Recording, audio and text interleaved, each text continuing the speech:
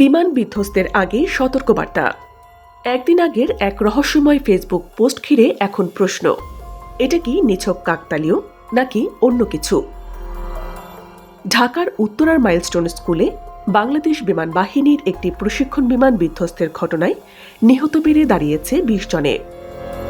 আহত হয়ে রাজধানীর বিভিন্ন হাসপাতালে ভর্তি রয়েছেন আরও অন্তত ১৭১ জন। চারপাশে শোক আর আতঙ্ক, কিন্তু এর মাঝেই সামনে এসেছে এক চাঞ্চল্যকর তথ্য। দুর্ঘটনার ঠিক একদিন আগে অ্যানোনিমাস মেইন পেজ নামে একটি ভেরিফাইড ফেসবুক পেজে করা হয় একটি রহস্যজনক পোস্ট। সেখানে লেখা হয়, একটি স্কুল ভবন ধসে পড়তে যাচ্ছে, যার ফলে বহু শিশু প্রাণ হারাবে। আমরা এক ভয়াবহ বিপর্যয় এগিয়ে আসতে দেখছি। আরও বলা হয়, ভবনের অবহেলাজনিত রক্ষণাবেক্ষণের অভাবই হবে বিপর্যয়ের মূল কারণ।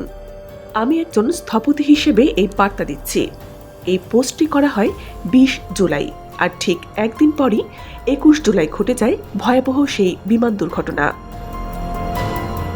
বিমান দুর্ঘটনার পর সেই একই পেজ থেকে আবারও একটি পোস্ট আসে।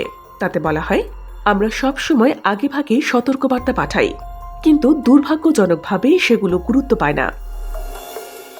আরও যোগ করা হয়, একটির পর একটি বিপর্যয় ঘটে চলেছে, বার্তাগুলো উপেক্ষা করলে দায় আপনাকেই নিতে হবে।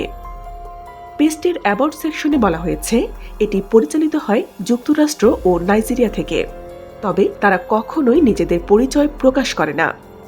তাহলে প্রশ্ন উঠছে, এই পোস্ট নিছকই পূর্বাভাস নাকি এর পেছনে আছে অন্য কোনো গোপন রহস্য?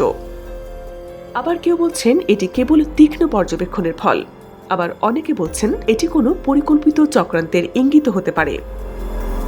আপনি কি ভাবছেন, কাকতালীয় নাকি পরিকল্পিত?